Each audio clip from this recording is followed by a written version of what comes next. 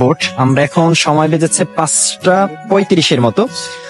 আমরা অলরেডি আমাদের যে নির্ধারিত ট্রলার সেটা উঠে পড়েছি আর কি। পরে চলে যাব এখন প্রথম করমজাল, তারপরে হলো হারবাড়িয়া, তারপরে হলো আমাদের আন্দারমানিক। তো আপনারা দেখতে থাকবেন। আমাদের সদস্যদেরকে দেখেন, আমাদের যে 12 জনের টিম আছে, আমাদের সবাই ইন্টারভিউ।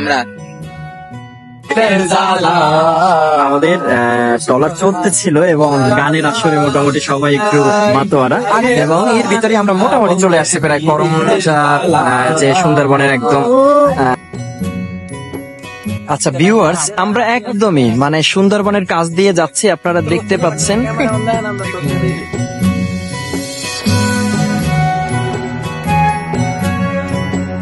ভিউয়ার্স, আমরা করমজল পয়েন্টে চলে আসছি। এখানে একটা তথ্য দিয়ে রাখি, যারা টিকিট কাটবেন সাধারণ দর্শকরা আছেন 46 টাকা করে প্রতি ব্যক্তিকে বেয়ার করতে হবে। তবে স্টুডেন্টের জন্য একটা ছাড় আছে।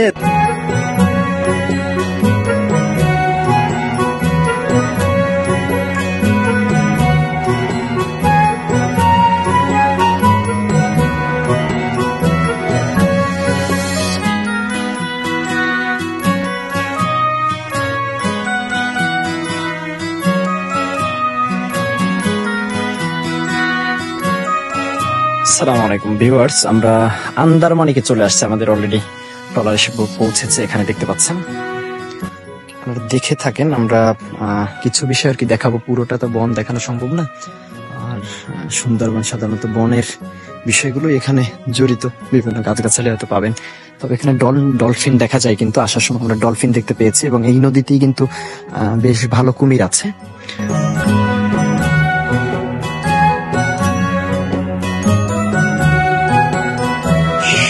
সমুদ্র উত্তাল, বিকাল বেলায় বেশ উইং হচ্ছে, ব্যাপক বায়ু প্রবাহিত হচ্ছে এবং প্রচুর ঢেউ। এবং আমাদের নৌকাটি বড় না, ছোটই, 12 জন ধারণ ক্ষমতা। আমরা অলরেডি হারবাড়িয়ার যে টিজি গেট, সেখানে আমরা আর কি এসে আমাদের ট্রলার বেরাবে।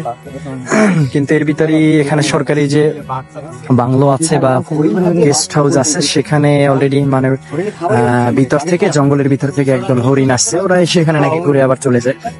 অপোজিট সাইডেও চলে যাবো, ওখানে নদীর পাশে এই যে অপোজিট সাইড দেখতে পাচ্ছেন, এখানেও নদীর চরে বিকেল বেলা আর কি হরিণ আসে। তা আমরা যাবো এখান থেকে দেখার পর ইনশাল্লাহ।